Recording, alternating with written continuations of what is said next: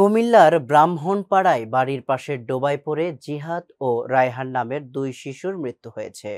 মঙ্গলবার দুপুরে উপজেলার চান্দোলা ইউনিয়নের রামচন্দ্রপুর গ্রামে এ ঘটনা ঘটেছে। নিহত জিহাদের বয়স ৫ ও রায়হানের ৩.৫ বছর। নিহত জিহাদ ওই এলাকার জলিল মিয়ার ছেলে এবং রায়হান কুমিল্লা সদর দক্ষিণ উপজেলার চোয়ারা এলাকার রুবেল মিয়ার ছেলে। রায়হান নানা বাড়িতে বেড়াতে এসেছিল, তারা সম্পর্কে মামা ভাগ্নে।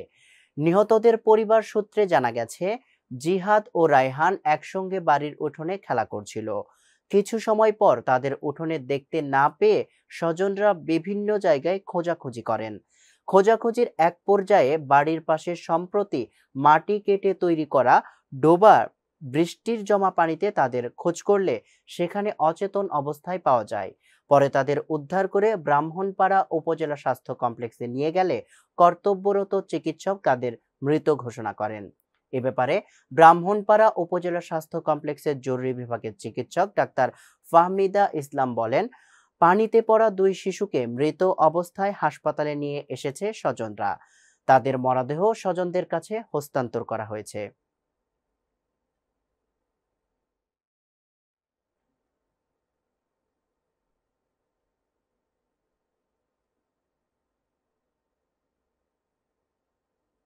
সাভারে ৪০০ পিস ইয়াবা ট্যাবলেট সহ একজন মাদক ব্যবসায়ীকে গ্রেপ্তার করেছে ঢাকা জেলা উত্তর গোয়েন্দা পুলিশ। সকালে এসব তথ্য জানান গোয়েন্দা পুলিশের ঢাকা জেলার উত্তরের অফিসার্স ইনচার্জ জালাল উদ্দিন। এর আগে বিশেষ অভিযান পরিচালনা করে সোমবার দিবাগত রাত 8:45টার দিকে হেমায়েতপুর এলাকা থেকে মাদক ব্যবসায়ী সালাউদ্দিনকে গ্রেপ্তার করা হয়। গ্রেপ্তার সালাউদ্দিন মাদারীপুর জেলার সদর থানার শিলারচর ইউনিয়নের লক্ষ্মীপুর মাতাব্বর বাড়ির হাশেম মাতাব্বরের ছেলে। ডিবি এলাকা জেলা উত্তর অফিসার্স ইনচার্জ মোহাম্মদ জালাল উদ্দিন জানান, গোপন সংবাদের ভিত্তিতে সাভারের হেমায়েতপুর এলাকার অভিযান পরিচালনা করেন এসআই সিরাজ উদ্দৌলা ও তার সঙ্গীয় দল। সেখানে তারা রাত 8:45টার দিকে 400 পিস ইয়াবা ট্যাবলেট সহ এক মাদক ব্যবসায়ীকে গ্রেপ্তার করতে সক্ষম হয়।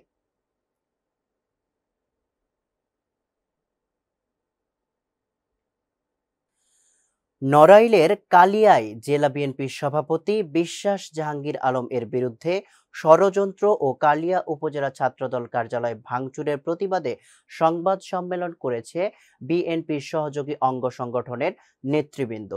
সকাল 11টায় কালিয়া ডাকবাংলো মাঠে সংবাদ সম্মেলনে সাংবাদিকদের সামনে বক্তব্য পাঠ করেন উপজেলা বিএনপির সাধারণ সম্পাদক সাম ওয়াহিদুজ্জামান মিলু তার বক্তব্যে বলেন, গত 18 তারিখ বিএনপির নির্বাহী কমিটির সদস্য আব্দুল লতিফ সম্রাটের উপর নরাগতির যোগানিয়া বাজারে এলাকায় কে বা কারা হামলা করে সঠিকভাবে আমাদের জানা নেই।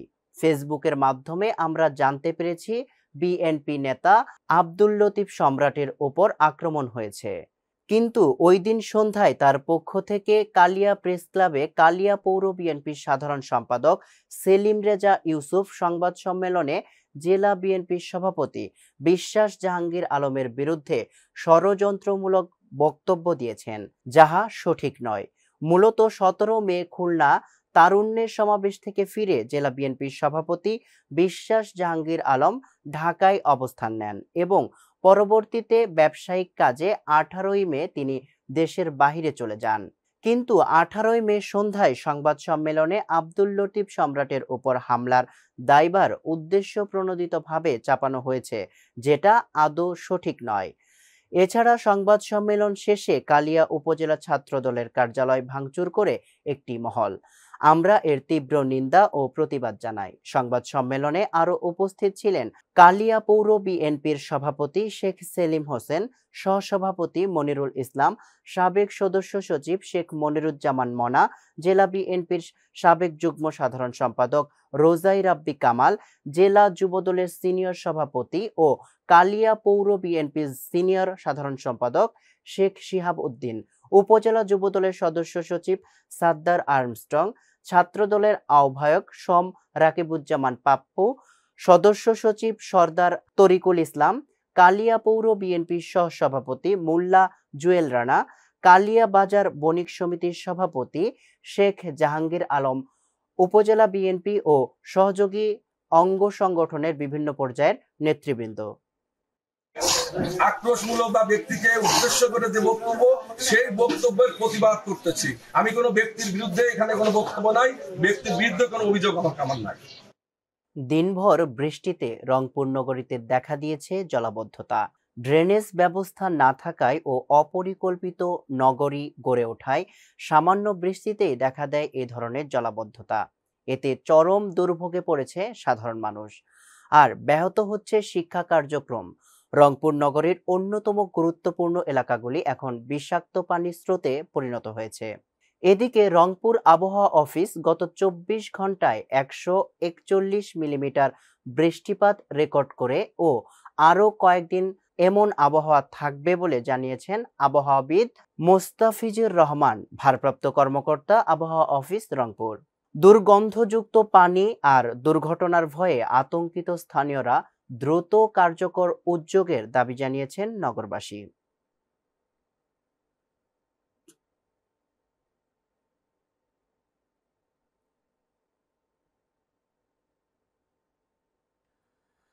জামালপুরে হালকা বৃষ্টিতে হাঁটুপানি, ভোগান্তিতে রয়েছে সাধারণ মানুষ। সকাল থেকে থেমে থেমে বৃষ্টি হলে বৃষ্টির পানি শহরের বিজয় চত্বর, গেট পার, মেইন রোড, বগাবাড়ি স্কুলের পেছনের রাস্তা, হিরু সড়কের বিভিন্ন অলিগলি থেকে শুরু করে প্রধান প্রধান সড়কেও হাঁটু পানি জমে থাকায় সড়ক বিভাগ, এলজিইডি, পৌরসভার অপরিকল্পিত রাস্তা করায় এবং পানি নিষ্কাশনের জন্য ড্রেনেজ ব্যবস্থা না থাকায় বিপাকে পড়েছে জরুরি প্রয়োজনে বের হওয়া স্কুল কলেজের ছাত্রছাত্রী, বিভিন্ন পেশাজীবী মানুষ।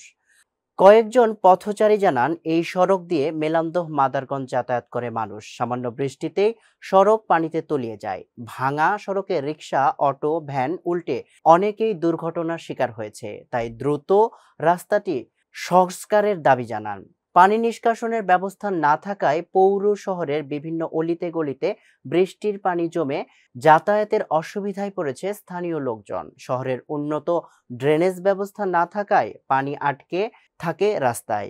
এক্ষেত্রে স্কুল কলেজের শিক্ষার্থী সহ সাধারণ মানুষ যাতায়াতের দুর্ভোগ পোহাতে হয়। হাঁটু পর্যন্ত পানি হয়, আমাদের যেতে অনেক কষ্ট হয়। আমরা যথার্থ কর্তৃপক্ষের কাছে রাস্তাটি সংস্কার করার জন্য আবেদন জানাই। আমি এখানে 40 বছর যাবৎ আমি বাস করি। আমার ছেলে মেয়ে নিয়ে আমাদের রাস্তাঘাট না থাকে ধরুন, আমার অত এলাকার বাসী আমরা চলাফেরা করতে পারি না। একটু বৃষ্টি হলেই পানি জমে যায়, রাস্তার পরিধি একবারই কম। আমরা এই এলাকাবাসী আমরা ভীষণ সমস্যায় আছি আমরা রাস্তা নিয়ে। এখানে যদি একটা ড্রেন যদি হয় তাহলে হয়তো বা। কাতারে সদ্য প্রয়াত আল্লামা সুলতান জাউক নদভী রাদিয়াল্লাহু তাআলা আনহু জীবন ও কর্ম শীর্ষক আলোচনা সভা। প্রাকৃতিক সৌন্দর্যের নীলাভূমি মহেশখালী দ্বীপের কৃতি সন্তান, বিশিষ্ট মুসলিম মনীষী, আন্তর্জাতিক ইসলামী ব্যক্তিত্ব, খ্যাতিমান আরবি সুসাহিত্যিক, লেখক ও আল্লামা সুলতান জাউকবি শুধু বাংলাদেশের নন, মুসলিম বিশ্বের এক স্বনামধন্য নাম। সহকারী মোশাররফ হোসেন জনি জানান, ৩ মে ২০২৫ তারিখে তার মৃত্যুতে দেশ ও আন্তর্জাতিক বিশ্বে শোকের কালো ছায়া নেমে আসে। এর অংশ হিসেবে কাতার ইসলামী ও আওকাফ বিষয়ক মন্ত্রণালয়ের অধীনে বিন জায়েদ ইসলামিক কালচারাল সেন্টারের উদ্যোগে দোহা জাহিদ ইবনে হাজম জামে মসজিদে আল্লামা সুলতান জাউক নদভী রাদিয়াল্লাহু আনহু এর জীবন ও কর্ম শীর্ষক আলোচনা সভার আয়োজন করা হয়। সভায় সভাপতিত্ব করেন ইসলামী বিষয়ক মন্ত্রণালয়ের ইমাম খতিব ওয়াজে হাফেজ মাওলানা ইউসুফ নূর। প্রধান অতিথি ছিলেন কাতারে নিযুক্ত বাংলাদেশের রাষ্ট্রদূত মোহাম্মদ নজরুল ইসলাম। আলোচনা সভায় অংশ নেন মহরমের স্বনামধন্য ছাত্র, কাতার বিশ্ববিদ্যালয়ের সিনিয়র গবেষক হুসাইন মোহাম্মদ না, ইমুল হক, মাওলানা জমির মাহমুদ, মাওলানা নুরুল হক ও মাওলানা মোহাম্মদ কম্মর। দোয়া পরিচালনা করেন মরহুমের আরেক ছাত্র, কাতার হজ মিশনের সাধারণ সম্পাদক মাওলানা আহসানুল্লাহ। রাষ্ট্রদূত তার বক্তব্যে বলেন, গতানুগতিক সরকারি মাদ্রাসা শিক্ষা ব্যবস্থা ও পুরনো কাওমি শিক্ষা ব্যবস্থার নিগড় ভেঙে একটি যুগোপযোগী ইসলামী শিক্ষা ব্যবস্থার ফর্মুলা উপস্থাপন করে তিনি বেশ আলোচিত হয়েছেন। আর এই শিক্ষা ব্যবস্থার আলোকে তিনি চট্টলায় গড়ে তুলেছেন ব্যতিক্রমধর্মী শিক্ষা প্রতিষ্ঠান জামিয়া দারুল মারিফ আল ইসলামিয়া। এ প্রতিষ্ঠানের শিক্ষা পদ্ধতি বহু দেশের আন্তর্জাতিক বিশ্ববিদ্যালয় সমূহের দৃষ্টি আকর্ষণ করতে সক্ষম হয়। সুলতান জাউক নাদভি রাদিয়াল্লাহু তাআলা আনহু জীবন ও কর্ম আগামী প্রজন্মের জন্য আলোকবর্তিতা সদৃশ্য। অন্যান্যদের মধ্যে উপস্থিত ছিলেন মাওলানা আব্দুল হালিম, প্রকৌশল সুয়াইদ কাসেম, নজরুল কবির চৌধুরী, মাওলানা মোস্তাফিজুর রহমান, মোহাম্মদ শাহজাহান সাজু, অধ্যাপক আমিনুল হক, সালে মোহাম্মদ নুরুন্নবী মৃধা, কারি ইব্রাহিম প্রধান সহ আরো অনেকে। আলোচনা সভায় উপস্থিত বিপুল সংখ্যক প্রবাসী বাংলাদেশিদের জন্য নৈশভোজের ব্যবস্থা করা হয়।